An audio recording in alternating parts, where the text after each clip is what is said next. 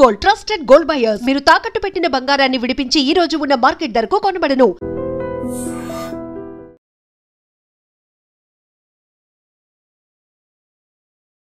నమస్కారం, welcome to I dream. ధర్మ మార్గం విత్ విజిత కార్యక్రమానికి స్వాగతం. సాధారణంగా ప్రతి ఒక్కరూ చెప్తూ ఉంటారు, గీత అనేది మనం నేర్చుకుంటే గనక, మనం గీత చదవడం ప్రారంభిస్తే గనక మన లైఫ్ అనేది ఖచ్చితంగా చేంజ్ అవుతుంది అని చెప్పి. అసలు నిజంగా గీత వల్ల మనం ఏం నేర్చుకుంటాము, గీత ఏం చెప్తోంది మనందరికీ, ఇలాంటి విషయాలన్నీ కూడా ఎవరినైతే అడిగితే మనకు కరెక్ట్ సమాధానం దొరుకుతుందో ఆ పర్సనే మన ముందున్నారు. వారెవరో కదండి, మనందరికీ ఎంతో ఇష్టమైన, ఎంతో సుపరిచితులైన ప్రణవానంద దాస్ గారు ఇప్పుడు ప్రభుజీతో మాట్లాడి ఈ విషయాలన్నీ కూడా కూలంకషంగా తెలుసుకునే ప్రయత్నం చేద్దాం. హరే కృష్ణ ప్రభుజీ. హరే కృష్ణ. హరే కృష్ణ ప్రభుజీ. గీత, అసలు భగవద్గీత అనగానే ఈ మధ్యకాలంలో ఎంతో ప్రాచుర్యంలోకి వచ్చింది, అందరికీ తెలియని వాళ్ళకు కూడా తెలిసేటట్టుగా. కానీ అసలు ఏం చెబుతుంది భగవద్గీత మనందరికీ అంటే ఏం చెప్పొచ్చు అంటారు? అసలు మనం ఏంటి, భగవంతుడు ఎవరు, మనకి భగవంతుడికి ఉండే సంబంధం ఏంటి, భగవంతుని ఎలా చేరుకోవాలి, అసలు ఈ ప్రపంచం ఏంటి? చాలామందికి ఈ ప్రశ్నలు ఉంటాయండి. ఈ ప్రపంచం ఏంటి, నేను ఎందుకున్నాను, ఈ ప్రపంచంలో నేను ఏం చేస్తున్నాను, అసలు నా కర్తవ్యం ఏంటి, అసలు భగవంతుడు అంటారు, ఆయన ఏంటి, ఆయన చేరుకోవటం ఎలా, చాలా ఆధ్యాత్మికమైన ప్రశ్నలు ఉంటాయి. లేదా చాలామందికి ఇంకొక రకమైన ప్రశ్నలు ఉంటాయండి. అరే, నేను జీవితంలో మారాలనుకుంటున్నాను, మంచి మార్గంలో వెళ్ళటం ఎలా, దృఢ నిశ్చయం రావట్లేదు, చెడు అలవాట్లు ఉన్నాయని తెలుస్తుంది, వాటిని మానుకోవటం ఎలా, కొద్ది కోపం ఉన్నట్టుంది, దాన్ని తగ్గించుకోవటం ఎలా, ఎన్నో రకములైన ఉంటాయి. మనం ప్రపంచాన్ని అన్యాయాలు చూస్తున్నప్పుడు మనకు అనిపిస్తుంది, అరే ఈ అన్యాయం ఎందుకు జరుగుతుంది, అరే వీడికి ఇలా ఎందుకైంది, అయ్యో ఆయన అలా ఉంటాడు, ఆయన అంత గొప్పవాడు ఎలా అయిపోయాడు, ఇలాంటివి ఎన్నో ప్రశ్నలు ఉంటాయి. అసలు మీకు ఒక విషయం చెప్తాను, మనిషికి జీవనానికి సంబంధించిన ప్రతి ప్రశ్నను భగవద్గీత ఆన్సర్ చేస్తుంది. మనిషికి సంబంధించిన ఇప్పుడు లైఫ్ స్టైల్ అంటాం కదా, కొంతమంది రాస్తారు లైఫ్ స్టైల్ అని. ఆ లైఫ్ స్టైల్కి సంబంధించిన ప్రతి విషయం, లైఫ్కి సంబంధించిన ప్రతి విషయం. మీరు అనుకోవచ్చు, అరే ప్రభుజీ భగవద్గీత యుద్ధ భూమిలో మాట్లాడింది కదా, అది జీవనాన్ని గురించి. యుద్ధంలో మాట్లాడినా భగవంతుడు జీవితం గురించి మాట్లాడాడు. మన చూడండి, మీకు ఒక విషయం చెప్తాను, మన డే టు డే జీవనం కూడా ఒక యుద్ధమే. అలా అనిపిస్తుందా మీకు? అనిపిస్తుంది కదా. ఎందుకంటే మనతో మనం యుద్ధం, మనసుతో యుద్ధం, ఇంట్లో వాళ్ళతో యుద్ధం, వర్క్ లైఫ్లో యుద్ధం, అదంతా కాంపిటీషన్, ఒక పోరాటమే కదండి. ఆ పోరాటంలో భగవంతుడు ఈ పోరాటాన్ని నెగ్గేది ఎలా అని అర్జునుడికి ఉపదేశం చేసింది భగవద్గీత. చూడండి, కొన్నిసార్లు మనం ఏదైనా వస్తువు కొన్నాం అనుకోండి, ఒక ఫోన్ కొన్నాం లేదా ఒక మషీన్ కొన్నాం అనుకోండి, దాంతోపాటు ఒక మాన్యువల్ వస్తుంది. మాన్యువల్ని చదివామనుకోండి, చాలా ఈజీ, ఏ బటన్ నొక్కితే ఎలా యూజ్ చేయాలి, ఏం చేయాలి, ఏది చేయాలని. మొన్న ఏమైందంటే మా ఫోన్లో ఒకసారి ఇలా ఏమంటే ఆ ఐకాన్స్ అన్నీ కూడా ఇలా పెద్దగా అయిపోయాయి అనమాట. దాన్ని నొక్కలేకపోతున్నా, ఏది నొక్కినా అలా వెళ్ళిపోతుంది. మాకు ఏం అర్థం కావట్లేదు, ఏం చేయాలి. అసలు చాలా కంగారు వేసింది. ఎందుకంటే మా సేవలో ఉంటాం కదా, సేవకు సంబంధించిన ఏదన్నా ఫోన్ వచ్చినా అటెండ్ అవ్వాలి, ప్లస్ మా గురువు గారి ప్రవచనాలన్నీ అందులోనే ఉంటాయి, శ్రవణం చేయడానికి ఉండదు మాకు. మేము కంగారు పడిపోతుంటే ఒక ఆయన అన్నారు, ఒక చిన్న పిల్లవాడు వచ్చాడు, ఏం చేయాల్సిన అవసరం లేదండి, ఇలా 3 సార్లు అనాలి, ట్యాప్ చేయాలి అంతే. ఇలాగానే ఆ ఐకాన్స్ అన్ని చిన్నగా అయిపోయి మళ్ళీ నార్మల్ ఫోన్ అయిపోయింది. నేను ఒడే నీకెలా తెలుసురా అంటే, నేను ఇంటర్నెట్లో చదివాను అని అన్నాడు. చూడండి, మనకి దేనికైనా అవగాహన ఉందనుకోండి. నాకు చాలా పెద్ద ప్రాబ్లం అనిపించింది, ఫోన్ పోయింది, ఫోన్ పోతే ప్రవచనాలు పోయాయి, కాంటాక్ట్స్ పోయాయి అని నేను కంగారు పడుతున్నా. కానీ చదివిన వాడు వచ్చాడు, ప్రశాంతంగా టిక్ టిక్ టిక్ అన్నాడు, ఫోన్ బాగా చేసేసాడు. అతనికి ఎంత సులువుగా అయిపోయింది, ఎందుకంటే దానిపైన అవగాహన ఉన్నది.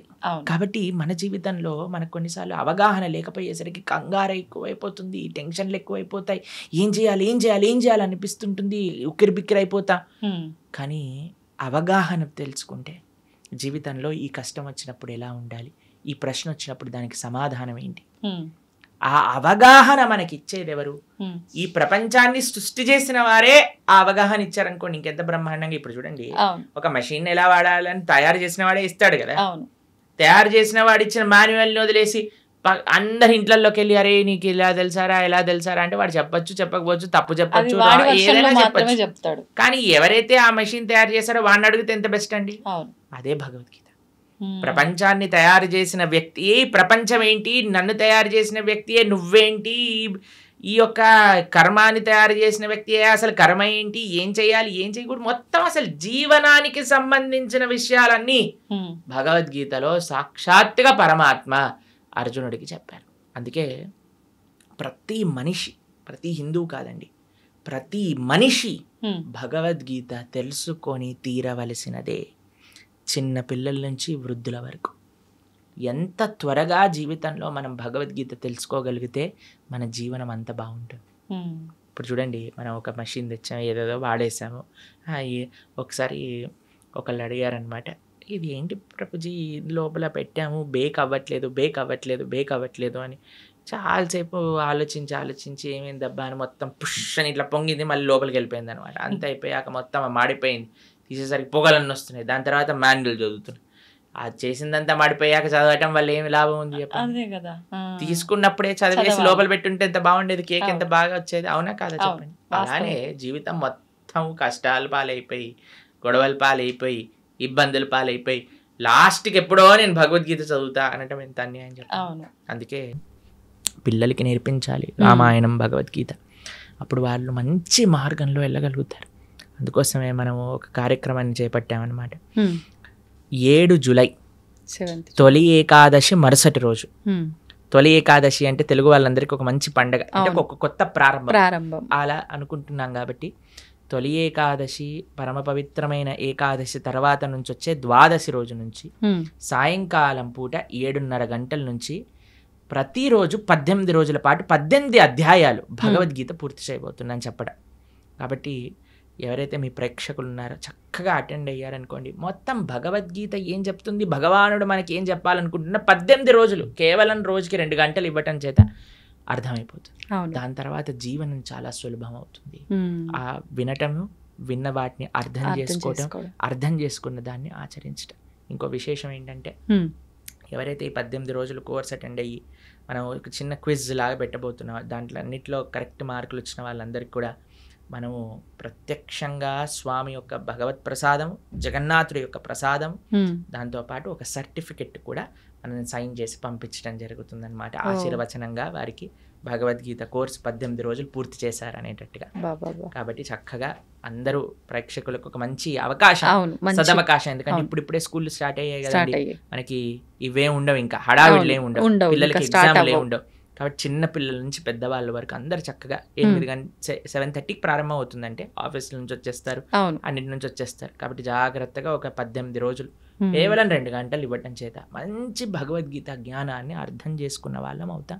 ఎందుకంటే అండి, ప్రపంచంలో ఎక్కడికి వెళ్ళినా సరే భగవద్గీతను ఆదర్శంగా చూస్తున్నారు, భగవద్గీత నుంచి అందరు నేర్చుకుంటున్నారు. మనం సనాతన ధర్మంలో పుట్టి, భారతదేశంలో పుట్టి మనము ఆచరించకపోతే, అర్థం చేసుకోకపోతే ఎంత అన్యాయం చెప్పండి. నిజంగానే. కాబట్టి మీకు ఒక విషయం చెప్తాను. ప్రభుపాదుల వారు లండన్కి వెళ్ళారనమాట. లండన్కి వెళ్ళినప్పుడు అక్కడ ఉండే వాళ్ళందరూ అన్నారు, Swamiji why did you come to our country, మీరేం తీసుకెళ్ళడానికి వచ్చారు మా దేశానికి అన్నారు. అయితే ప్రభుపాదుల వారు అన్నారు అనమాట, మీరు మా దేశాన్ని అతలాకుతలం చేసి, మా దేశం నుంచి దోపిడీ చేసి, ఎంత దోపిడీ చేశారో తెలుసా అండి బ్రిటిష్ వాడు? 43 ట్రిలియన్ డాలర్స్ ఇక్కడ నుంచి దోపిడీ చేసి తీసుకెళ్ళాడు వాడు. అంటే అంత డబ్బు 43 ట్రిలియన్ డాలర్స్ వర్త్ చేసేవన్నీ కూడా దోపిడీ చేశారు. మేము లండన్కి వెళ్ళాం కదా మొన్న, అక్కడ లండన్ మ్యూజియం అని ఉంటుంది, బ్రిటిష్ మ్యూజియం అని ఉంటుంది అనమాట. అక్కడికి వెళ్ళినప్పుడు ప్రభుపాదుల వారు ఒకసారి అడుగుతారు, ప్రభుపాద్ మీరు మ్యూజియంకి వెళ్ళాలనుకుంటున్నారంటే, ఓ స్టోలెన్ ప్రాపర్టీ అని అంటారు ప్రభుపాదుల వారు. అక్కడికి వెళ్తే అన్ని కోహినూర్ డైమండ్ మన విగ్రహాలు, మన ఇక్కడ నుంచి ఎత్తుకెళ్ళిన విగ్రహాలు, ప్లేట్లు, బంగారు గ్లాసులు, వెండి కంచాలు, వెండి పదార్థాలు, ఇవన్నీ అసలు 100ల కొద్ది వస్తువులన్నీ అక్కడ ఉన్నాయి. మన సంపద అంతా అక్కడ మ్యూజియంలో పెట్టారు. మనం ప్రపంచంలోనే అందరికి మార్గాన్ని చూపించి అంత గొప్ప దేశంగా ఉన్న మన దేశం పైన పీక్కొని వాళ్ళంతా లూటీ చేసి, వాళ్ళ అనవసరమైన వాళ్ళకుండే అలవాట్లు, వాళ్ళకుండే పైశాచికత్వాన్ని అంతా జనాలకి అబ్బి, ఇప్పుడు కొంతమంది ఎలా తయారయ్యారటండి, బ్రిటిష్ వాడిని కీర్తిస్తున్నాడు. ఎందుకు సనాతన ధర్మానికి, ఎందుకు సనాతన ధర్మం అన్నిటికంటే సేఫ్ అంటే, తల్లిదండ్రుల పట్ల, దేశం పట్ల, నీ యొక్క సమాజం పట్ల బాధ్యతని నేర్పిస్తున్న ధర్మం ఏదైనా ఉంటే అది సనాతన ధర్మమే. కొంతమంది నిజమైన నీకు మంచి చేసిన వాడు బ్రిటిష్ వాడు అని చెప్పి వాడి వెనకాల వాడికి ప్రణామం చేస్తున్నారు. అలాంటి వాళ్ళు ఈ దేశానికి పట్టిన ఒక అన్నిటికంటే పెద్ద వ్యాధి అని చెప్పచ్చు. ఆ దేశాన్ని విభజన చేయడానికి ప్రయత్నం చేస్తున్నారు వాళ్ళు. కాబట్టి మన వాళ్ళు ఎలా మూర్ఖుల్లా వాళ్ళ వెనకాల పోతున్నారో నాకు తెలియదండి. దేశాన్ని అతలాకుతలం చేసి మొత్తం తీసుకెళ్ళిపోయారు ఇక్కడ నుంచి. అలాంటి ప్రభుపాదుల వారిని అడిగారు, మీరేం తీసుకోవడానికి వచ్చారు నా దేశం నుంచి అంటే ప్రభుపాదుల వారు అన్నారు, మీరు వందల సంవత్సరాలు లూటీ చేసి తీసుకెళ్లారు మా దగ్గర నుంచి, అన్నిటికంటే విలువైన వస్తువైన భగవద్గీతను తీసుకెళ్ళలేదు, భారతదేశ సనాతన ధర్మం యొక్క ఆధ్యాత్మికత తీసుకెళ్ళలేదు, కానీ నేను వచ్చాను అది ఇవ్వడానికి మీకు అని చెప్పారు. అది గొప్ప విషయం. ప్రపంచము భారతదేశం వైపు చూస్తుంది. మన యశస్వి ప్రధానమంత్రి గారు ఎంత గొప్ప వ్యక్తులు వారు ఎక్కడికైనా వెళ్ళినా సరే వారితో పాటు భగవద్గీతను తీసుకెళ్ళి అందరికి ఇస్తున్నారు. చూసారా? మొన్న కలిసినప్పుడు వారు అమెరికా, నాకు తెలిసి పంచతంత్ర శుభవిలాస్ ప్రభు అని ఉంటారు, మా ఆలయంలోనే ఉంటారు వారు. శుభవిలాస్ ప్రభు రాసిన పంచతంత్ర పుస్తకాన్ని గిఫ్ట్గా ఇచ్చారు, భగవద్గీతను గిఫ్ట్గా ఇస్తున్నారు. ఎందుకు ప్రపంచం అంతా గీత గీత అని ఎందుకు మాట్లాడుతుందంటే ఆ గీత యొక్క వైభవాన్ని తెలుసుకున్నారు కాబట్టి. మొన్న మేము ప్రపంచవ్యాప్తంగా మీరు అన్నారు కదా ఇందాక తిరిగి వచ్చాం, ఏం చెప్పాం? గీత గురించి. కాబట్టి మన హిందువులు సనాతన ధర్మంలో ఉండేవాళ్ళు ప్రాథమికంగా భగవద్గీతను నేర్చుకోవాల్సినదే. అప్పుడు ఎలా అయితే మనం అధ్యయనం చేస్తామో నేర్చుకుంటాం. అందుకే అందరికి సులభంగా అర్థమయ్యే విధంగా మనం ఈ కోర్స్ చేయబోతున్నాం 18 రోజులు, స్టార్టింగ్ విత్ 7th జూలై సోమవారం సాయంకాలం 7th to 24th చక్కగా ఆ భగవద్గీతను వింటే ఒక సర్టిఫికెట్ వస్తుంది. ఈ గీత చదువుకున్న వాళ్ళం అవుతాం, జీవితాన్ని మార్చుకున్న వాళ్ళం అవుతాం.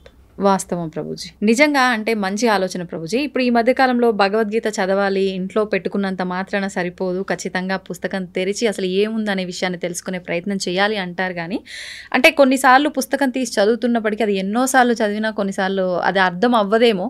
ఇలా క్లాసెస్ రూపంలో మాటల రూపంలో వింటే దానిలో సారాంశం అనేది తొందరగా అర్థమవుతుంది. నిజంగా మీరు చేసిన చాలా మంచి ఆలోచన, అందరూ కూడా దాంట్లో పాల్గొనాలని ఆశిద్దాము. అయితే ఇంకొక క్వశ్చన్ ఏంటి నాది అని అంటే, గీతకు సంబంధించే కృష్ణుడు గీతలో చెప్పిన ఒక మాట, కర్మని చేయండి కానీ ఆ కర్మకు తగ్గ ఫలితాన్ని మాత్రం ఆశించకూడదు అని చెప్పి.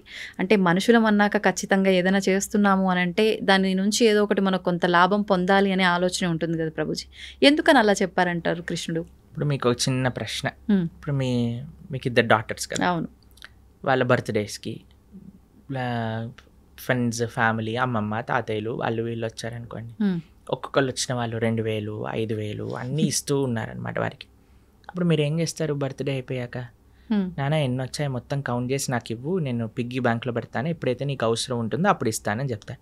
ఓ 50,000 వచ్చాయా, ఏదన్నా చేసుకో అని చెప్తారా మీరు? చెప్పం. ఏమంటారు మీరు? ఖచ్చితంగా తీసుకుంటాము, దాన్ని జాగ్రత్త పెడతారు కదా. అది మీరు వాడేసుకుంటారా? వాడం. వాళ్ళకి ఎప్పుడైతే అవసరం ఉంటుందో అప్పుడు ఇస్తారా? అదే భగవానుడు చెప్పింది. అయ్యా కర్మ చెయ్యి, ఫలాన్ని అపేక్షించకు, ఫలాన్ని నేను దాచిపెడతాను, నీకు ఎప్పుడు కరెక్ట్ అప్పుడు నేను ఇస్తాను, నీ చేతుల్లో ఉంటే నువ్వు పాడు చేసుకుంటావు బాబు. ఇప్పుడు మీకెలా మీ పిల్లలో భగవంతుడికి మనందరం పిల్లలమే కదండి. ఆ ప్రేమతో భగవానుడు చెప్పిన మాట అండి. అంటే ఇప్పుడు స్వామి ఏమంటున్నాడు, చాలా సింపుల్ గా మీకు ఒక విషయం చెప్తాను. ఒక ఆయన అమెరికాకి వెళ్ళాడు, చదువుకుంటున్నాడు, బాగా చదువుకున్నాడు, ఎంఎస్ చేశాడు, జాబ్ వచ్చింది. జాబ్ వచ్చాక చాలా పెద్ద శాలరీ అనుకోండి, ఓ $10,000 వస్తున్నాయి అనుకోండి. వాళ్ళ నాన్న అన్నారు, నాన్న అసలు నీకు ఎన్ని ఖర్చులు ఉన్నాయో ఒకసారి రాసి పెట్టు అనగానే, రూమ్ రెంట్కి ఇంత, తిండికి ఇంత, పెట్రోల్కి ఇంత, ట్రావెల్కి ఇంత, తర్వాత ఎక్స్పెన్సెస్, కొన్ని అడాక్ ఎక్స్పెన్సెస్, వాటన్నిటిని నాన్న నాకు ఒక 3,000 చిల్లరల్లో అయిపోతుంది అని అంటే, సరే నాన్న 3,500 నీ దగ్గర పెట్టుకో, మిగతావన్నీ నా బ్యాంక్ అకౌంట్లో వేసేయని చెప్పాడు. సరే ఆ పిల్లవాడు పాపం నాన్నగారు చెప్పారు కదా అని, నాన్నగారు చదివించారు, నాన్నగారు చెప్తున్నారు కదా అని మిగతావన్నీ వేసేస్తున్నారు. వాళ్ళ రూమ్మేట్స్ ఏమో అందరు కూడా పార్టీలకు వెళ్తున్నారు, తిరుగుతున్నారు, అన్ని చేస్తున్నారు. వీడేమో చేయలేకపోతున్నాడు, డబ్బులు లేవు కదా ఇంత. అయితే అందరు కూడా చూసావా, వీడు నాన్నకి ఇచ్చేస్తున్నాడు, డబ్బులు నాన్నకి ఇచ్చేస్తున్నాడు. వాడికి కూడా కొన్నిసార్లు డౌట్ వచ్చింది, బాధ వేసింది, అయ్యో ఎందుకు ఈయన నాన్నని డబ్బులు తీసేసుకున్నాడు. సరే అని కొన్ని సంవత్సరాలు వర్క్ చేశాక ఆయన మళ్ళీ తీసుకొచ్చారు, పెళ్లి చేశారు. ఆయనకి మంచి సంబంధం చూసి పెళ్లి చేసి, వివాహం అయిపోయాక ఇప్పుడే వాళ్ళిద్దరు మళ్ళీ అమెరికాకి వెళ్తున్నప్పుడు, నాన్న నువ్వు 2 సంవత్సరాల నుంచి ఏవైతే డబ్బులు నాకు వేస్తున్నావో ఆ డబ్బులన్నీ మళ్ళీ ఇప్పుడు నీ బ్యాంక్ అకౌంట్లోకి ట్రాన్స్ఫర్ చేశాను, ఇది చూసుకో, ఇది ట్రాన్స్ఫర్ అయిపోయింది అని అంటే ఆయన అడిగారు, నాన్న ఇన్ని రోజుల నుంచి తీసుకున్నావు, ఇప్పుడు ఎందుకు ఇచ్చావు? ఎందుకంటే అప్పుడు ఇస్తే నువ్వు పాడైపోయేవాడివి, కానీ ఇప్పుడు నీకు ఒక మంచి పార్ట్నర్ అవసరానికి కాబట్టి ఆ పార్ట్నర్ చూస్తుంది నువ్వు ఏం ఖర్చు పెడుతున్నావు, ఏం చేస్తున్నావు, ఏం తప్పు చేస్తున్నావు, ఏం కరెక్ట్ చేస్తున్నావు, కాబట్టి ఇప్పుడు నీకు వివాహం అయింది కాబట్టి ఒక బాధ్యతాయుతంగా నిన్ను మంచి మార్గంలో పెట్టేవాళ్ళు నీతో ఉన్నాం కాబట్టి ఇప్పుడు ఇచ్చేస్తున్నా, నాకేం అవసరం లేదు నాన్న అని ఆ నాన్నగారు చెప్పారు. ఆ నాన్నగారు చెప్పింది కరెక్టా రాంగా చెప్పండి? కరెక్ట్, ఖచ్చితంగా కరెక్టే కదా. చాలా. అదే భగవంతుడు చెప్తున్నా, నాన్న ఫలం నీ చేతిలో ఉంటే మిస్యూజ్ చేసుకునే అవకాశాలు ఉంటాయి, కాబట్టి ఫలాన్ని అపేక్షించకుండా try your best, do your best. ఆ ఫలితం నేను ఎప్పుడు నీకు ఏ క్షణంలో నీకు కావాలో ఆ క్షణానికి నేను ఇస్తాను. ఎంత గొప్ప మాట, నిజంగా చాలా గొప్ప మాట. కాబట్టి అది పరమాత్మకి మన పట్ల ఉండే ప్రేమ. ఈ విషయాలు ఎలా అర్థమవుతాయండి అని అంటే, ఎప్పుడైతే మనం వింటామో భగవద్గీతని, ఎవరైతే భగవద్గీతను అర్థం చేసుకొని దాన్ని మనకే అర్థమయ్యే విధంగా చెప్పే వాళ్ళ దగ్గర నుంచి శ్రవణం చేసినప్పుడు, మనం చదివినప్పుడు చాలా సులభం అయిపోతుంది. అందుకే మీరు చూడండి, మన భగవద్ ధర్మ ప్రచార మార్గంలో కొంతమంది మ్యాజిక్లు చేస్తూ ఉంటారు, చూసారా మీరు? కొంతమంది అంటే మన ధర్మ ప్రచార మార్గంలో కాదు నేను చెప్తున్నాను, కొన్ని వీళ్ళు ఏవో నీళ్ళు చల్లుతుంటారు, ఏవో పూస్తుంటారు, ఏవేవో చేస్తుంటారు, పిచ్చి పిచ్చిగా డాన్స్లు వేయటాలు. వాళ్ళకి ఏమైందో అసలు, అలాంటి మురుకులు ఎలా ఉంటారు అనిపిస్తుంది కొన్నిసార్లు. మంచిది మనల్ని వదిలేసి, లేకపోతే ఆ మురుకుల్ని మనం ఎలా భరించగలుగుతాం అనిపిస్తుంది. అలాంటి వేషాలు, వీళ్ళందరూ డ్రామా ఆర్టిస్టులు అయిపోవచ్చు చాలా బాగా, కానీ ఎందుకు వాళ్ళు మూవీస్ లో ట్రై చేయకుండా ఇలాంటి పనులు, అంటే డబ్బులు అక్కడ సంపాదిస్తుంటున్నారు ఎక్కువగా, అందుకోసం అటు వెళ్తున్నారు. అలాంటివన్నీ మనం చేయమండి గలీజ్గా. వేరే వాళ్ళని మోసం చేయటాలు, వేరే వాళ్ళని ఏదో ఇది చేయటాలు, అలాంటివన్నీ ఏమీ ఉండవు. చాలా మంది అడుగుతారు, ఇస్కాన్ వాళ్ళు విదేశీయుల్ని మార్చట్లేదా? మీకు విషయం తెలుసా అండి? అక్కడ మేము వెళ్ళాము, అక్కడ ఉండే వీళ్ళు ఎక్కడికైతే వెళ్తారో ప్రతి ఆదివారం వాళ్ళవన్నీ అమ్మేశారు. కొన్ని చోట్ల బార్ షాపులు ఉన్నాయి ఆ ప్రదేశాల్లో, కొన్ని చోట్ల అయితే మా గుళ్ళే ఉన్నాయి అక్కడ. ఎందుకంటే అక్కడికి ఎవ్వరు వెళ్ళట్లేదు, ఎవ్వరికి ఇంట్రెస్టే లేదు, అలా తయారైపోయింది అక్కడ. మేము ఒక దగ్గరికి వెళ్ళామండి, అసలు అక్కడ ఉండే ఎవరైతే ఆ మత ప్రబోధకులు ఉన్నారో, ఆ ధర్మంలో ఉండేవాళ్ళు, ఇప్పుడే నేను మీకు వీడియో కావాలంటే పంపిస్తాను, అంటే మీ పర్సనల్కి చూపించకండి జనాలకి. ఫ్రాన్స్లో ఏవైతే ఈ మత పెద్దలని వాళ్ళ ధర్మంలో వాళ్ళ మతంలో ఉన్నారో, కొన్ని సంవత్సరాల లోపల వాళ్ళు చూస్తే 3,40,000 మంది పిల్లల పైన లైంగిక దాడులు చేశారు. 3,40,000 మంది పిల్లల పైన, ఎంత ఘోరం! అయితే మేము మొన్న ఐర్లాండ్ అనే దేశంలో ఉన్నాం, అక్కడ కూడా వాళ్ళ మతం ఉండేది. వాళ్ళ మత పెద్దలు ఎవరైతే ఇలాంటి పిల్లల పైన అఘాయిత్యాలు చేయటం బయటపడ్డాక, ఆ దేశమే మొత్తం ఆ మతాన్ని వదిలేసింది. అక్కడ నాస్తికత్వం ఎక్కువ, ఎందుకంటే వాళ్ళు చేసిన తప్పులు చూసి. కాబట్టి మనం ధర్మం ఏంటి, ధర్మాన్ని ఎలా ఆచరించాలి, పెద్దల నుంచి తెలుసుకొని ఆచరించగలిగితే అది మనకి మంచిది. కాబట్టి మనం ఏం చెప్తున్నాం, భగవద్గీత ఏం చెప్తుంది, ధార్మికంగా జీవనం ఎలాంటిది, ఇదే మన సనాతన ధర్మం అంటేనే ఖచ్చితంగా ఇది చెయ్యాలి, ఇది చేయకూడదు, ఇది చేస్తే ఇది అవుతుంది ఖచ్చితంగా చెప్పి మంచి మార్గంలో నడిపించేది. ఇప్పుడు చూడండి, మనం మానవుడిగా ఉన్నప్పుడు అన్ని ధర్మాలు, అన్ని మతాలు బాగుండాలండి. సనాతన ధర్మంలో మనం ప్రతిరోజు ఏం చేస్తామండి, లోకా సమస్తా సుఖినో భవంతు, సర్వే జనా సుఖినో భవంతు అని ప్రార్థన చేస్తా. ఇంతకంటే గొప్ప భావన ఇంకెవరికి ఉంటుంది చెప్పండి? కానీ మనకి అందరి ధర్మాలు బాగుండాలని మనం అనుకుంటామండి, కానీ వేరే వాడు మన ధర్మాన్ని పాడు చేయాలి అని చూసినప్పుడు మనం ఉండకూడదు కదా, ఊరుకోవద్దు. ఎందుకు మీకు ఈ విషయం ప్రస్తావన చేస్తున్నాను, ఆన్ ద ఫస్ట్ ప్లేస్ చెప్తున్నానంటే, ఎప్పుడు మనకి వాడు మన ధర్మాన్ని మోసం చేస్తున్నాడు, మనల్ని మోసం చేస్తున్నాడు అని తెలిసేది ఎప్పుడంటే, మన ధర్మాన్ని మనం తెలుసుకున్నప్పుడు. లేకపోతే వేడేవాడు ఏం చెప్పినా మనం నమ్మేస్తాం. అవును, ఇప్పుడు చూడండి, వాస్తవం ఏంటో మన పిల్లల పైన మనకి నమ్మకం ఉన్నప్పుడు, మన పిల్లలంటే మనకి తెలిసినప్పుడు, మన కుటుంబ సభ్యులు అంటే ఎవరో మనకు తెలిసినప్పుడు, వేరేవాడు వచ్చి ఏం చెప్పినా మనం నమ్మమండి. వేరేవాడు ఏదైనా చిచ్చు పెట్టడానికి ప్రయత్నం చేసినా మనం నమ్మం. ఎందుకంటే మన ధర్మం గురించి పూర్తి అవగాహన ఉంది. నేను చెప్పేది ఏంటంటే, సనాతన ధర్మంలో ఉండే చాలామంది టీవీలలో చెప్తూ ఉంటారు, మనకి ఈరోజు కావాల్సినది ఏదన్నా ఉంటే అందరి ఐకమత్యంగా సనాతన ధర్మాన్ని నిలబెట్టడం, కానీ కొంతమంది వీటిలలో కూడా వ్యూవర్షిప్ కోసం వాటి కోసం ఒకళ్ళనొకళ్ళు తిట్టుకోవటాలు ఇలాంటివన్నీ చేస్తున్నారు. అవన్నీ చేయకూడదు. ధర్మం అంటే అందరు కలిసి కుటుంబంగా ఉండాలి. మంచిగా మనం ఉన్న వేరే మతాలు చేస్తున్న దాడులను మనం తట్టుకోగలుగుతాం. First education important. కాబట్టి నేను చెప్పేది ఏంటంటే ప్రతి హిందువు భగవద్గీత వినండి, భగవద్గీతను చదవండి, కృష్ణుడు ఏం చెప్తున్నాడో వినండి. భగవద్గీత అన్ని సంప్రదాయాలు శాక్త, శైవ, వైష్ణవ, నానాపత్య ఏ సాంప్రదాయం చెందిన వారైనా భగవద్గీత చదవాల్సిందే అండి. ఇంకా ఏ పుస్తకం చదివినా చదవకపోయినా భగవద్గీత చదవాల్సిందే. అది ఎందుకంటే భగవద్గీత అనేది సనాతన ధర్మానికి ఒక బేస్, అది ఫిలాసఫీ భగవద్గీతలో ఉన్నది. కాబట్టి అందుకోసం మనందరం ఈ 18 రోజులు ఏదైతే కార్యక్రమం చేయబోతున్నామో, ఇందాక మనం చెప్పుకున్నట్టుగా 7వ తారీఖు నుంచి జూలై 7వ తారీఖు సోమవారం రాత్రి నుంచి ప్రణవానంద దాస్ ఛానల్ తెలిసింది కదా, అందులో మనకి లైవ్లో వస్తుంది. చక్కగా అటెండ్ అవ్వండి. ఎంత మార్పు మీరు చూస్తారో మీకే తెలుస్తుంది. అంటే ప్రతి మానవుడు అన్నాక ప్రతి ఒక్కరూ గీతని చదవాల్సిందే, వినాల్సిందే, ఆచరించాల్సిందే. ముఖ్యంగా ఇంకా హిందువులైతే అస్సలు పక్కన పెట్టాల్సింది లేదు. ఖచ్చితంగా. అంటే ఇప్పుడు ఎన్నెన్నో ఇబ్బందులు పడుతున్నాము, ఎన్నెన్నో ఇలా ఉండకూడదు, అలా ఉంటే బాగుంటుందేమో అని అనిపించినప్పటికీ అసలు ఏంటి కరెక్ట్, మనం ఎక్కడి నుంచి స్టెప్ వేయొచ్చు, ఎలా వెళ్తే ధర్మంగా ఉంటుందని ఆలోచన వచ్చి కూడా తెలియక ఆగిపోయే వాళ్ళు ఉన్నారు. అటువంటి వాళ్ళందరికీ కూడా ఒక మంచి మార్గం దొరికిందనే చెప్పొచ్చు దీని ద్వారా.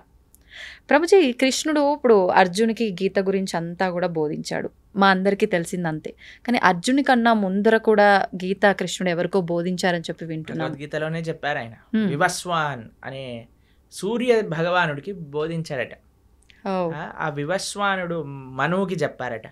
అలా మనువు అలా ఆ సాంప్రదాయంలో వచ్చింది, కానీ మధ్యలో ఇక్కడ లుప్తం అయిపోయింది. అందుకే ఆ వివస్వానుడికి ఇచ్చిన జ్ఞానాన్ని మళ్ళీ నీకు ఇస్తున్నాను అని కృష్ణుడే అర్జునుడికి చెప్పాడు భగవద్గీతలో.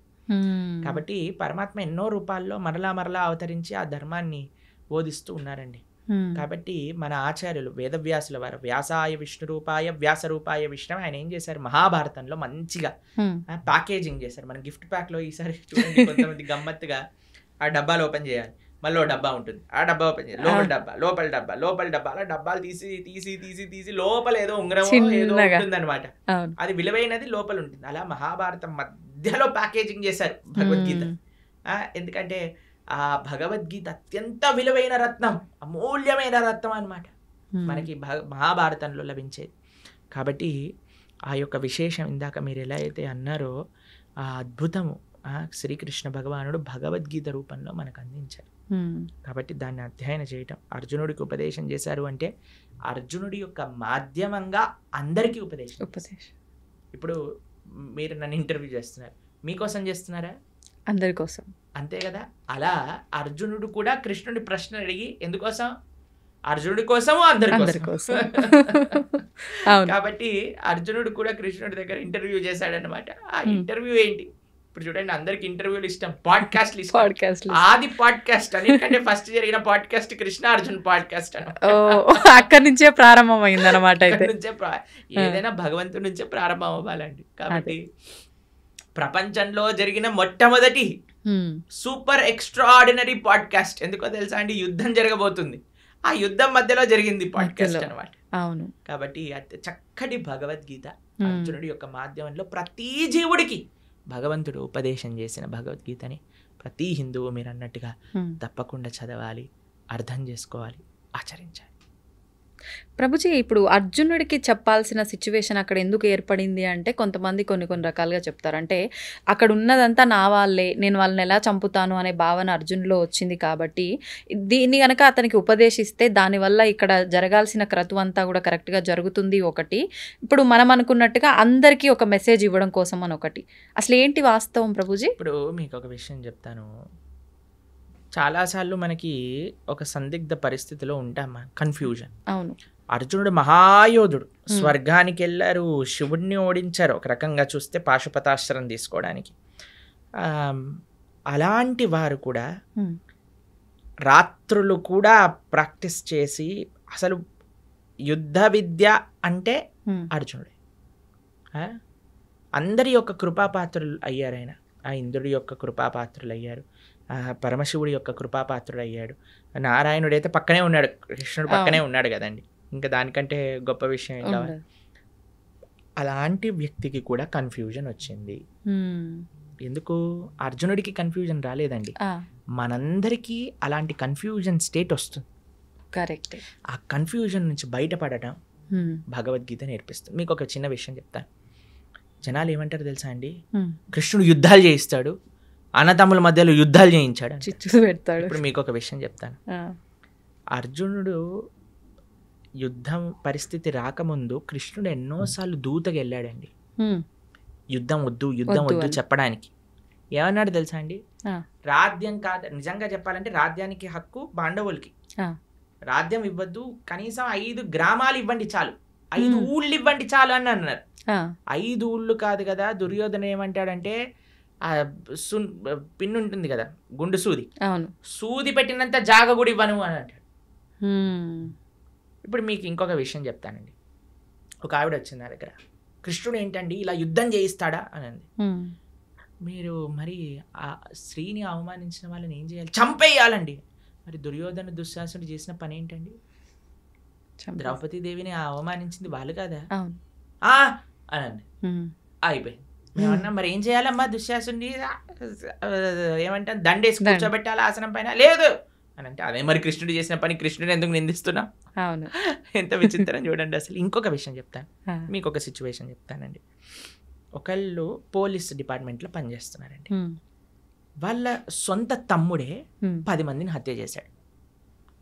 ఇప్పుడు ఈ పోలీసు వాళ్ళ తమ్ముడిని పట్టుకోవాలా, తమ్ముడని వదిలేయాలా? పట్టుకోవాలి, అదే ధర్మం కదా, ధర్మం కదా ప్రభుజీ. తమ్ముడు కన్నా కూడా అంటారు కదా ప్రభుజీ పెద్దవాళ్ళే, తమ్ముడు అంటే ఏదో సామెత ఉంటది, మన వాళ్ళైనా సరే నీతి తప్పకూడదు, ధర్మంగా ఉండాలి అంతే కదండి. మరి కౌరవులందరూ నీతి తప్పారు, అందుకు కృష్ణుడు యుద్ధం చేయమన్నాడు. అరే వాళ్ళని నువ్వు అన్నయ్యలుగా, తమ్ముళ్ళుగా, బావలుగా, మరుదులుగా చూడకనానా, వాళ్ళు అధర్మం చేసిన వ్యక్తులుగా చూసి వాళ్ళని శిక్షించు. ఎందుకంటే నీకు ఆ రోలు, నువ్వు ఒక క్షత్రియుడివి, క్షత్రియ ధర్మాన్ని అనుసరించి నువ్వు యుద్ధం చెయ్యి అని కృష్ణుడు చెప్పాడు. దీంట్లో ఏం తప్పుందా అండి? ఏం లేదు. ప్రపంచంలో అది చెయ్యట్లేదు కాబట్టి ఈరోజు బాధగా ఉన్నాం. ఎవడో ఒకడు ట్రాఫిక్ పోలీస్ దగ్గర పట్టుబడిన వాడు కూడా ఫోన్ చేసి మా బావ ఎవరో తెలుసా, మా అన్న ఎవరో తెలుసా అని బ్లాక్ మెయిల్ చేస్తారు. ఆ వాడు ఏదో కుర్చీ పైన కూర్చున్నాడు, వాడిని వదిలేసే అంటాడు. ఏంటని అన్యాయమా? ఇప్పుడు ఈ రోజు వదిలేస్తా టోపీ పెట్టుకోనందుకు, దాన్ని ఏమంటారు హెల్మెట్ పెట్టుకోనందుకు, కానీ చచ్చేది వాడే కదా. పైన ఉన్న వాడికి ఏమైంది, ఫోన్ చేసిన వాడికి ఏమైంది, అంతే కదండి.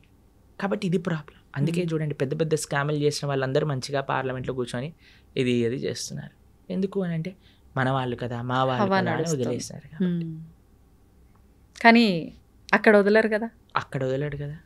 కాబట్టి అందుకే మనం జాగ్రత్తగా ఉండాలి. అందుకే భగవంతుడు ఏది చేసినా, జనాలు భగవంతుడికి ధర్మాధర్మ విచక్షణ చేస్తుంటాడు. కృష్ణుడు అధర్మం చేశాడు, కృష్ణుడు ధర్మం చేశాడు, అలా ఉండదయ్యా. భగవంతుడు ఏమి చేస్తే అది ధర్మం అవుతుంది, భగవంతుడు ఏది చెప్తే అది నిజం అవుతుంది. చూడండి ప్రైమ్ మినిస్టర్ ఏదన్నా ఆర్డర్ చేశాడు అనుకోండి, ఇప్పుడు చూడండి మనకి నోటు బందీ అని చేశారు. నోటు బందీ, నేను నోటు బందీ చేయను, ఎంత ధైర్యం నీకు నోటు బందీ చేస్తావు అంటే ఏమైనా ఇద్దా అండి? నోటు మూసుకొని మనమే డబ్బులు మార్చుకుంటాను 2 రోజులు అడిచినా సరే, అంతే అవును కదండి, ఎందుకంటే నువ్వు జీవించాలి. కాబట్టి జనాలందరూ భగవంతుడిని అంటున్నారు, అలా కాదయ్యా, భగవంతుడు చెప్పింది నువ్వు వినాలి, నువ్వు చెప్పింది భగవంతుడు వినాడు. ఇది మనం తెలుసుకోవాల్సి. అంటే మనం ఎంతసేపు అజ్ఞానంలో ఉన్నాం, అంతే కదండి, అజ్ఞానాన్ని వీడి మనం బయటికి రాలేకపోతున్నాం, అంతే కదా. కాబట్టి ఇది మనం గుర్తుపెట్టుకోవాల్సిన విషయం. కాబట్టి మనకి తెలియదు, నీకు అర్థం కావట్లేదంటే నువ్వు తెలుసుకో, అంతేగాని భగవంతుడిని మార్చుకోవద్దు అనుకోడు. కాబట్టి మనం అందుకే చెప్తున్నాను, ఎక్కడొస్తుంది అంటే శాస్త్రీయమైన శ్రద్ధ ఎప్పుడైతే ఉంటుందో, ఎప్పుడైతే మనం వినయంగా నేర్చుకుంటామో తత్వాన్ని, అప్పుడు మనకి ఏ పరిస్థితిలో ఉన్నా సరే ఆ ధర్మం గోచరిస్తుంది, ఆ ధర్మం మనల్ని కాపాడుతుంది. ముఖ్యం. ప్రభుజీ, ఇప్పుడు ధర్మార్థ కామ మోక్షాలు అంటుంటారు, దీన్ని ఎలా తీసుకోవాలి, ఎలా ఆచరించాలి? చూడండి, చతుర్విధ పురుషార్థములు అంటారు. ధర్మ, అర్థ, కామ, మోక్ష. చాలా సింపుల్గా చెప్తాను, చాలా అద్భుతమైన విషయం చెప్తాను మీకు. దీన్ని ఎలా జతపరచాలి అని అంటే, కామము మోక్షంతో, అర్థము ధర్మంతో. ధర్మ, అర్థ, కామ, మోక్ష అన్నారు కదా, 4 ఉన్నాయి. ఓకేనా? ధర్మాన్ని అర్థాన్ని కలపండి, కామాన్ని మోక్షాన్ని కలపండి. అర్థం అంటే ఏంటో తెలుసా అండి? ఐశ్వర్యం, డబ్బులు. దేంతో కలపమన్నా? ధర్మంతో. అంటే మనం సంపాదించే ప్రతి రూపాయి కూడా ధార్మికంగా సంపాదించాలి, ధర్మం కోసం ఖర్చు పెట్టాలి. ఇదొక పాయింట్ అయిపోయిందా. కామము అంటే కోరిక. ఏం కోరుకోవాలి నువ్వు? ఈ జన్మ ఎలా తరింపజేసుకోవాలి, భగవంతుడి యొక్క శాశ్వతమైన సేవ ఎలా చేయాలి, అది మోక్షం. మోక్షం అంటే భగవంతుడి యొక్క శాశ్వతమైన సేవా స్థితిని పొందటం. వైకుంఠంలో గోలోకంలో స్వామిని ఆరాధన చేసుకోవటం. ఎవరు మన భగవత్ స్వరూపంగా మనం భావించి ఆరాధన చేస్తున్నామో స్వామి దగ్గరికి వెళ్ళి చక్కగా రామ, కృష్ణ, నరసింహ, నారాయణ వాళ్ళకి ఆరాధన చేసుకోవటం, నిరంతరం వారి యొక్క సేవలో ఉండటం. కాబట్టి కోరిక మోక్షం కోసం, అర్థం ధర్మంతో కలపడం. ఎప్పుడైతే ఇలా మనం ఉంటామో, ఎప్పుడైతే మనం ఇలా మనం చేస్తామో, ఎప్పుడైతే ఇలా మన జీవనం ఉంటుందో, ధార్మికంగా సంపాదించటం, ధర్మం కోసం వెచ్చించటం. కోరిక కేవలం భగవంతుని తెలుసుకోవటానికి, భగవంతుడి యొక్క సేవ కోసం ఎప్పుడైతే ఉంటామో అప్పుడే మానవుడు పరిపూర్ణ జీవనాన్ని జీవించిన వాడు అవుతాడు. ఈ విశేషాలన్నీ కూడా మనకి భగవద్గీతలో ఉంటాయి. కానీ ఇదంతా ఉల్టా జరుగుతుంది కదా ప్రభుజీ ప్రస్తుతం. అంతే కదండి, డబ్బు సంపాదించడం కోసమే కోరికల కోసం ఖర్చు పెట్టేస్తున్నారు. ధర్మము మోక్షం అయితే తెలియదు. అవును, ఇప్పుడు ఏం చేసినా దీనికోసం. పిల్లవాళ్ళకి మీరు చూడండి, బాగా చదువుకోవాలి నాన్న, అప్పుడే డబ్బులు బాగా వస్తాయి, డబ్బులు బాగా వస్తే సుఖంగా ఉంటావు. చిన్నప్పటి నుంచి వాడికి ఈ 2 విషయాలు చెప్తున్నాం కదండి.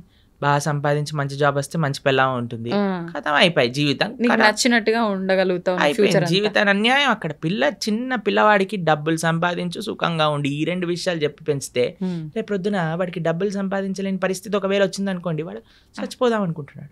మళ్ళీ వాడు ఇంకా వేరే దారుల్లో ఎలా అయినా డబ్బు సంపాదించే ప్రయత్నం కూడా చేస్తాడు. అంతే కదండి. ఇప్పుడు బెట్టింగ్లన్నీ ఎందుకు చేస్తున్నారు, ఇప్పుడు ఈ యాప్లన్నీ ఎందుకు వస్తున్నాయి, ఎందుకు ఇంతమంది?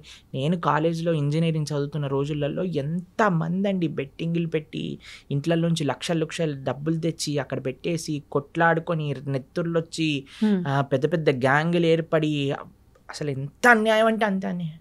ఎందుకోసం అండి? డబ్బులు ఉంటే సుఖంగా, డబ్బులు అవసరమే, ఎవరు చెప్పలేమండి డబ్బులు ఉండకూడదు, డబ్బులు లేవు, కష్టపడు, ధార్మికంగా ఉండు. అన్నిటికంటే మీకు ఏం తెలుసు అంటే, డబ్బుల కంటే ముఖ్యం స్వాంతన అంటే సాటిస్ఫాక్షన్. ఎంతున్నా సరే దాంట్లో సుఖంగా ఉండేవాడు కదండి. ఇప్పుడు చూడండి, రోజంతా నేను పని చేస్తాను, నిద్రపోయేటప్పుడు నిద్ర మాత్రలు మింగి పడుకుంటాను అనేవాడి కంటే కూలీ నాలి చేసుకొని 500-600 రూపాయలు సంపాదించి హాయిగా పడుకునేవాడు మెయిల్ కాదా చెప్పండి? అదే మేలు. అవును.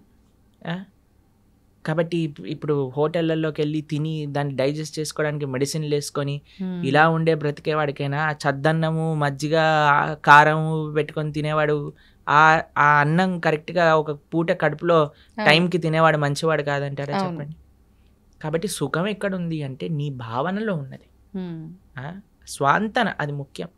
అన్ని కోట్లుగా సంపాదించి సుఖం లేదు, స్వాంతన లేదు అన్నవాడికి మనం ఏం చేయగలుగుతాం చెప్పి. కాబట్టి భగవద్గీత ఒక ఓవరాల్ ఒక మంచి కంప్లీట్నెస్ని జీవితానికి ఇస్తుంది. అందుకే మనకి భగవద్గీత యొక్క విశేషం ఎన్నోసార్లు చెప్పుకున్నా. అందుకే మనం అనుకుంటున్నాం ఈ సంవత్సరం ఈ జూలై 7వ తారీఖు నుంచి 18 రోజులు భగవద్గీత కోర్స్ చేయటం వల్ల కనీసం యువత, ఎవరైనా చిన్నపిల్లలు, పెద్దవాళ్ళు, మిగతా ముఖ్యంగా యువకులు కానీ చక్కగా వచ్చి, అందుకే మీ ప్రేక్షకులందరికీ చెప్పేది ఏంటంటే, ఇంటిల్లిపాది ఎలా అయితే మీరు సీరియల్లను చూస్తారో, ఆ రియాలిటీ షోలను చూస్తారో అందరు కూర్చొని, ఆ సినిమాలు ఎలా అయితే చూస్తారో, న్యూస్ ఎలా అయితే చూస్తారో, అలా ఇంటిల్లిపాది కూర్చొని భగవద్గీత కూడా శ్రవణం చేయండి. ఆ శ్రవణం చేయగలిగితే మొత్తం ఇల్లంతా ఒక మంచి మార్పుని పొందుతుంది, దాంట్లో ఎటువంటి సందేహం లేదు. కాబట్టి ఈ యొక్క కోర్స్ జూలై 7వ తారీఖు ప్రణవానంద దాస్ ఛానల్లో 7:30కి సాయంకాలం 7:30 నుంచి 9 గంటల వరకు చక్కగా శ్రవణం చేయండి. ఎన్నో మంచి మార్పులు మీరే మళ్ళీ మాకు చెప్తారు. అది తప్పకుండా ఆ కోర్సులో కలుసుకునే ప్రయత్నం చేద్దాం. మీరు కూడా రావడానికి ప్రయత్నం చేస్తామన్నారు, అవును కదా? ప్రయత్నిస్తాను రావడానికి, వీలైతే వస్తాను. ప్రభుజీ, మనకు అతి త్వరలోనే తొలి ఏకాదశి రాబోతుంది. ఇందాక మీరే చెప్పారు. అసలు ఏంటి తొలి ఏకాదశి అంటే? మన సనాతన ధర్మంలో ఏకాదశికి ఒక ప్రాధాన్యత ఉంది, దాని గురించి ఒక్కసారి వివరంగా. ఏకాదశి అత్యంత పరమ పవిత్రమైన రోజు. ఏకాదశి ఉపవాసం, ఏకాదశి వ్రతం చేయకుండా ఎవ్వరు ఉండకూడదు. ఏకాదశి వ్రతం చేస్తే అన్ని వ్రతాలు, నోములు, పూజలు చేసిన ఫలితం వస్తుంది. ఏకాదశి వ్రతం చేయకుండా ఎన్ని చేసినా ఫలితం ఉండదు. అత్యంత ముఖ్యమైన వ్రతం హిందువుకి, సనాతన ధర్మానికి చెందిన వాళ్ళకి ఏదైనా ఉంటే అది ఏకాదశి వ్రతం. ఉపవాసము అంటారు. దగ్గరగా ఉండుట, భగవంతుడి దగ్గరగా ఉండుట, చక్కగా జపం చేసుకోవటం, భగవంతుడికి ఆరాధన చేయటం. ఏకాదశి ఉపవాసం ఎందుకు చేయాలి, ఎలా చేయాలి అని ప్రణవానంద దాస్ ఛానల్లో 2 వీడియోలు ఉన్నాయి, గంట సేపు. ఆ 2 చూసారనుకోండి మొత్తం ఏకాదశికి సంబంధించిన మొత్తం తెలిసిపోతుంది. ఎందుకంటే అండి ఏకాదశి చేయటం అనేది చాలా ముఖ్యం. ఎందుకంటే భగవత్ ప్రీత్యర్థం మన జీవితం ఉండాలి. భగవంతుడికి అత్యంత పరమ ప్రియమైన రోజు ఏదన్నా ఉంటే అది ఏకాదశి. భగవంతుడికే ప్రియమైన భక్తి అంటాం కదండి మనం. భక్తి జనని అంటే భక్తిని జనింపజేస్తుందట, మనందరికి ప్రధానిస్తుందట. ఆ రోజు ఏది అంటే ఏకాదశి. ఏకాదశి వ్రతం చేయటం చేత భక్తి వర్ధిల్లుతుంది, భక్తి పెరుగుతుంది, భక్తి వస్తుంది అని చెప్తారు. కాబట్టి అలాంటి ఏకాదశి వ్రతం చేయటంలో అత్యంత సావధానంగా ఉండాలి మనందరం. పాపం ఎవరైనా ప్రభుజీ ఇంతవరకు చేయలేదండి, ప్రారంభం చేస్తా, ఎప్పుడు చేయాలి అని అన్నారనుకోండి, తొలి ఏకాదశి లేదా దేవశయని ఏకాదశి అంటారు దీన్ని. భగవంతుడు ఆ రోజు యోగ నిద్రలోకి వెళ్తారట. గురక నిద్ర కాదు, యోగ నిద్రలోకి వెళ్తారు స్వామి తొలి ఏకాదశి రోజున. పార్శ్వ ఏకాదశి రోజు ఒక చేతి నుంచి ఇంకో చేతికి మారుతారనమాట. ఇలా మారుతాం కదా.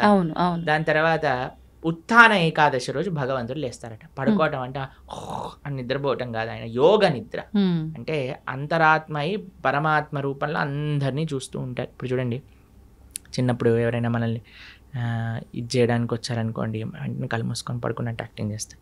అప్పుడు వాళ్ళు ఏం చేస్తున్నారు చూస్తాను అనమాట. పర్వాలేదు బాగానే ఉన్నారన్న, కలుపు తెచ్చి వచ్చారా మీరు అని అంట. లేకపోతే వాడు ఏదైనా తేడా చేశాడు అనుకోండి, వెంటనే మనం ఇది చేస్తాం. అవునా కాదు? అలాంటివి చేస్తూ ఉండే అట్లా భగవంతుడు కూడా చూస్తున్నాడు అనమాట. ఏం చేస్తాడు వీడు నిద్రపోయినప్పుడు.